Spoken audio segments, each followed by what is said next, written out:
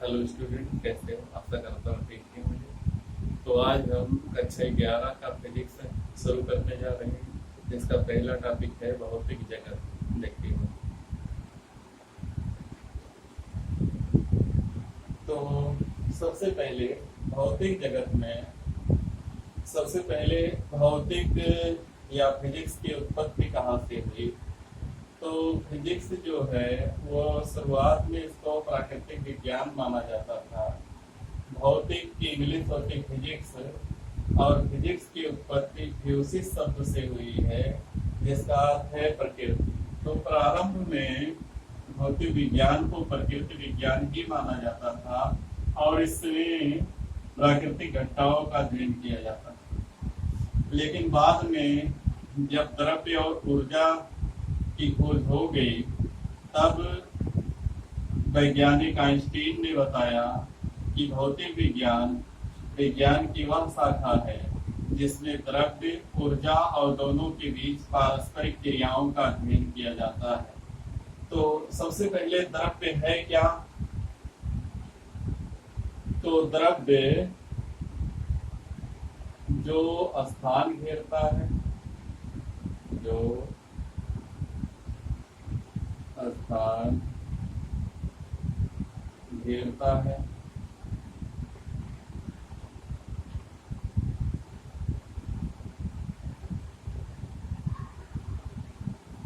तथा जिसमें भार होता है, जिसमें भार होता है, द्रव्य कहलाता है। तो जो स्थान घेरता है और जिसमें भार होता है उसको द्रव्य कहते हैं। ऊर्जा क्या है? हमने बहुत पहले 9 में ही पढ़ रखा है, कार्य करने की क्षमता ही ऊर्जा है। कार्य करने की क्षमता, कार्य करने की क्षमता ऊर्जा कहलाती है। ऊर्जा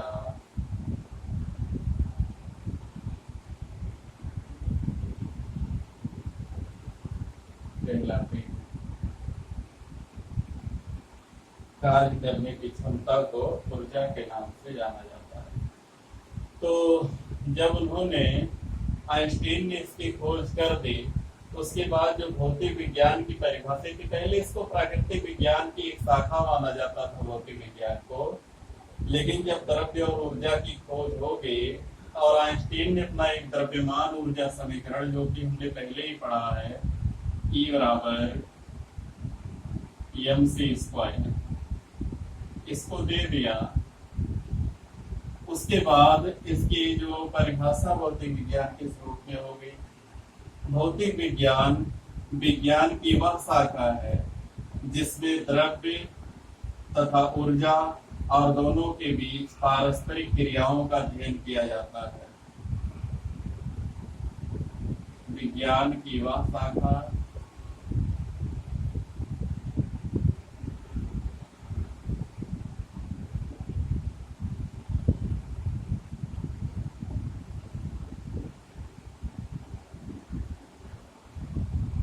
जिसमें द्रव्य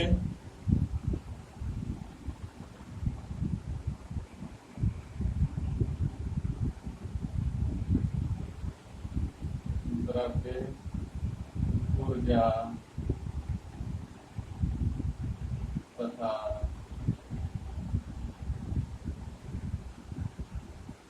द्रव्य ऊर्जा तथा इनके बीच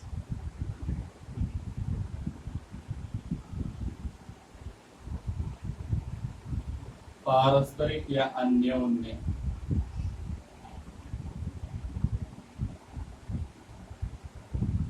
अन्योन्य क्रियाओं का अध्ययन किया जाता है।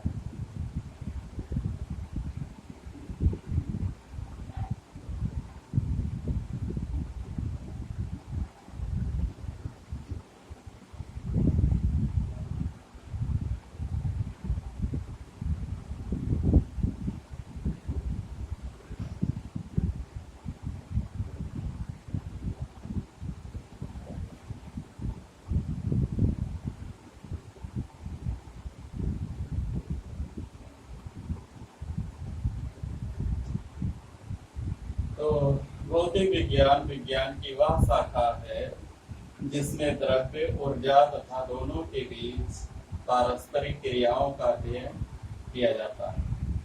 तो प्राकृतिक विज्ञान को बाद में इस रूप में बदल दिया गया। अब इसके बाद है भौतिकी।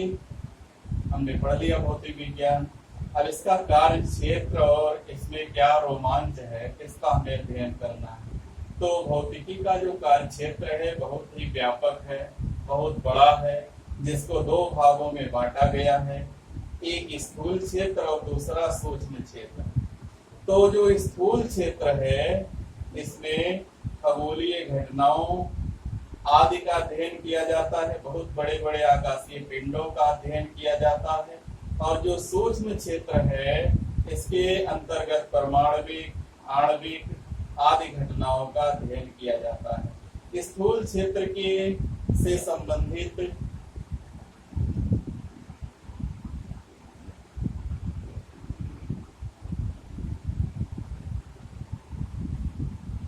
स्थूल घटनाओं से संबंधित अध्ययन के लिए क्लासिकल मैकेनिक्स है, चिरसम्मत यांत्रिकी। इसका अध्ययन जो है क्लासिकल मैकेनिक्स में किया जाता है। और जो सूक्ष्म क्षेत्र है इसका अध्ययन क्वांटम मैकेनिक्स में किया जाता है। तो दो तरीके के क्षेत्र हैं, एक स्थूल क्षेत्र, एक सूक्ष्म क्षेत्र। स्थूल क्षेत्र जो है इसके अंतर्गत खगोलीय घटनाओं का अध्ययन किया जाता है, खगोलीय पिंडों का अध्ययन किया जाता है। सूक्ष्म क्षेत्र के अंतर्गत परमाणविक घटनाएं, आणविक घटनाएं आदि का अध्ययन किया जाता है। जो स्थूल क्षेत्र है इसका व्यापक जो अध्ययन किया जाता है वो क्लासिकल मैकेनिक्स, हिंदी में चिरसम्मत यांत्रिकी, और इसका क्वांटम यांत्रिकी, क्वांटम फिजिक्स में इसका अध्ययन किया जाता है। अब देखते हैं चिरसम्मत यांत्रिकी की कुछ ब्रांचेज हैं, कुछ शाखाएं हैं, जिसको यहाँ पर दिया गया है। यांत्रिकी है, अध्ययन ज्यादा नहीं है। यांत्रिकी है जिसमें मशीनों से संबंधित अध्ययन किया जाता है, लिख लेते हैं।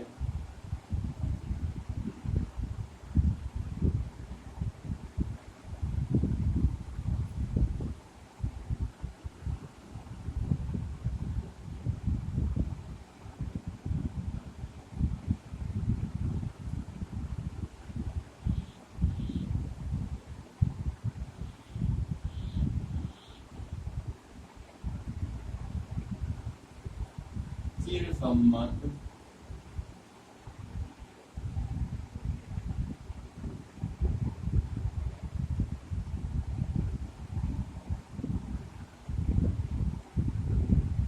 यांत्रिकी।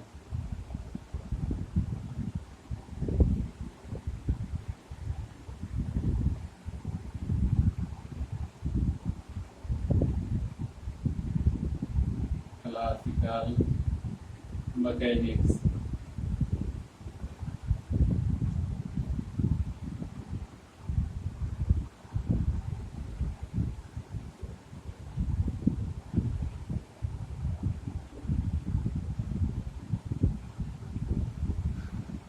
तो क्लासिकल मैकेनिक्स हमने बताया कि इसमें जो है बड़ी बड़ी खगोलीय पिंडों का, खगोलीय घटनाओं का आदि का अध्ययन किया जाता है। इसकी जो ब्रांचेज हैं चिरसम्मत यांत्रिकी का कई भागों में बांटा गया। पहला है यांत्रिकी यानी मैकेनिक्स, दूसरा है ऊष्मागतिकी,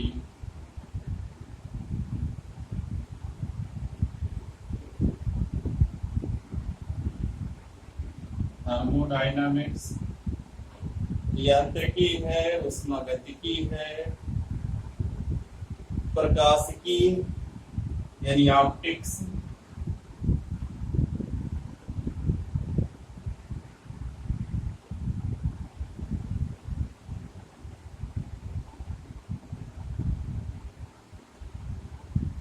ऑप्टिक्स है,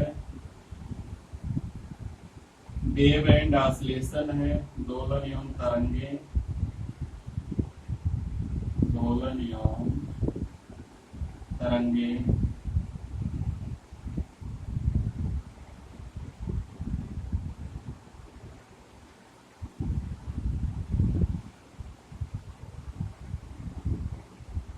विद्युत गतिकी।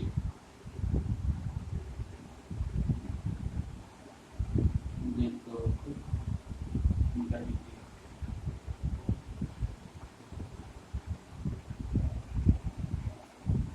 ये मुख्य रूप से 5 भाग हमने लिखे। यांत्रिकी में जो इसकी शाखा है क्लासिकल मैकेनिक्स की, मैकेनिक्स, इसमें सबसे पहले यांत्रिकी है, मैकेनिक्स इसको कहते हैं। इसके अंतर्गत विभिन्न प्रकार की मशीनों का अध्ययन किया जाता है। उष्मा गतिकी में उष्मा और कार्य की आपस में निर्भरता, यानी उष्मा को किस तरीके से कार्य में, कार्य को उष्मा में कैसे बदला जाता है, क्या इसकी प्रक्रियाएं, इन सब का अध्ययन किया जाता है। प्रकाशिकी में प्रकाश से संबंधित घटनाओं का अध्ययन किया जाता है, जैसे अपवर्तन, परावर्तन, व्यतिकरण, विवर्तन, ध्रुवण, इन सब का अध्ययन किया जाता है। दोलन एवं तरंगों में विभिन्न दोलनकारी वस्तुओं से संबंधित सभी तथ्यों का अध्ययन किया जाता है। इसका दोलन काल, तरंगे कितने प्रकार की होती हैं, इन सब का अध्ययन किया जाता है। विद्युत गतिकी में विद्युत से संबंधित, ये इलेक्ट्रोडायनामिक्स कहते हैं इसको, तो इसमें विद्युत से संबंधित विभिन्न गतिविधियों का अध्ययन किया जाता है। तो ये है हमारे जो कहते हैं स्थूल क्षेत्र, बहुत व्यापक है, जिसको चिर सम्मत यांत्रिकी के अंतर्गत अध्ययन किया जाता है। इसकी जो ब्रांचेज हैं, इस तरीके से 5 ब्रांचेज हैं, लेकिन इसकी विस्तृत व्याख्या सिलेबस में नहीं है। बस इसके बारे में यांत्रिकी, इसमें मशीनों से संबंधित अध्ययन है। उष्मा गतिकी उष्मा और कार्य से संबंधित है। प्रकाशिकी में प्रकाश से संबंधित विभिन्न प्रकार की घटनाएं हैं। दोलन और तरंगों से संबंधित विभिन्न प्रकार की घटनाओं का अध्ययन है। इसमें विद्युत से संबंधित विभिन्न उपकरणों का, उनके बीच लगने वाले बलों का आदि का अध्ययन किया जाता है। जबकि जो दूसरी ब्रांच है इसकी, जिसको हम क्वांटम मैकेनिक्स के नाम से जानते हैं, क्वांटम यांत्रिकी के नाम से जानते हैं। क्वांटम यांत्रिकी के अंतर्गत, क्वांटम यांत्रिकी के अंतर्गत परमाणुओं और नाभिकों से संबंधित घटनाओं का अध्ययन किया जाता है। अब इसमें रोमांच क्या है, जो अभी इसमें हेडिंग पड़ा था रोमांच, तो इसका अध्ययन करते समय जो मन में हमारे आगे जानने की इच्छा उत्पन्न होती है और जानकर हमको कुछ बातों को हमको हल करके खुशी मिलती है, वही इसके अंतर्गत रोमांच कहलाता है। तो इतना है इसमें। चिर सम्मत यांत्रिकी है और क्वांटम यांत्रिकी है। क्वांटम यांत्रिकी में परमाणुओं, अणुओं, उनके बीच लगने वाले बलों आदि का अध्ययन किया जाता है, और चिर सम्मत यांत्रिकी में इन सब का अध्ययन किया जाता है। तो आगे है भौतिकी, प्रौद्योगिकी और समाज। भौतिकी, प्रौद्योगिकी और समाज।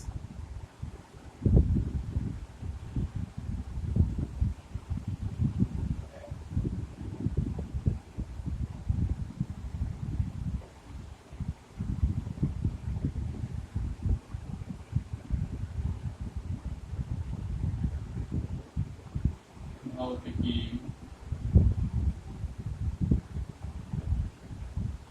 प्रौद्योगिकी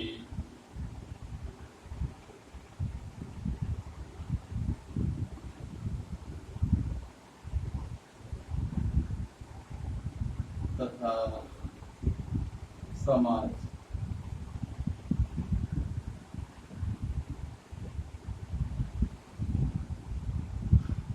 फिजिक्स, प्रौद्योगिकी कहते हैं टेक्नोलॉजी, और समाज हमारी सोसाइटी है, समाज है मानव का। तो भौतिकी और प्रौद्योगिकी सबसे पहले, क्या है भौतिकी, क्या है प्रौद्योगिकी? भौतिकी और प्रौद्योगिकी में संबंध क्या? इसको कहते हैं हम फिजिक्स, इसको कहते हैं टेक्नोलॉजी।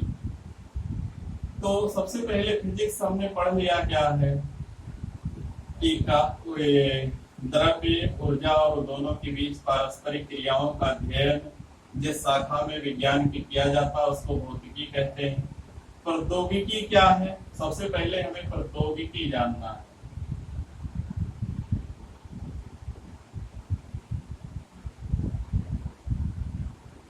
बिना प्रौद्योगिकी की परिभाषा जाने समस्या ही है।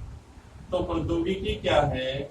विज्ञान के सिद्धांतों और नियमों का प्रयोग करके, विज्ञान के नियमों और सिद्धांतों का प्रयोग करके मानव हित से संबंधित बनाए गए विभिन्न उपकरण प्रौद्योगिकी कहलाते हैं। जैसे उत्तोलक के सिद्धांत का प्रयोग करके,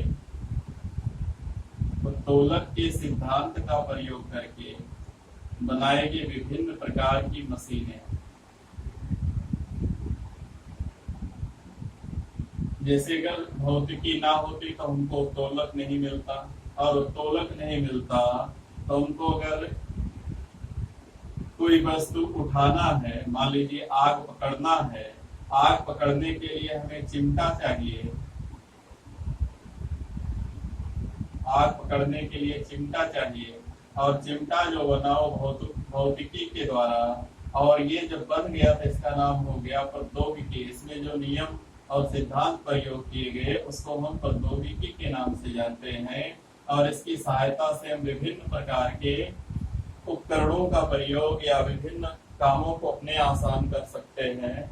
जैसे कोई सुपारी काटना है, हाथ से तो तोड़ नहीं सकते, तो हम भौतिकी के नियमों का प्रयोग किए और एक सरौता बना लिए, और उससे बड़ी आसानी से हम उसको, अखरोट को या सुपारी को आसानी से काट सकते हैं।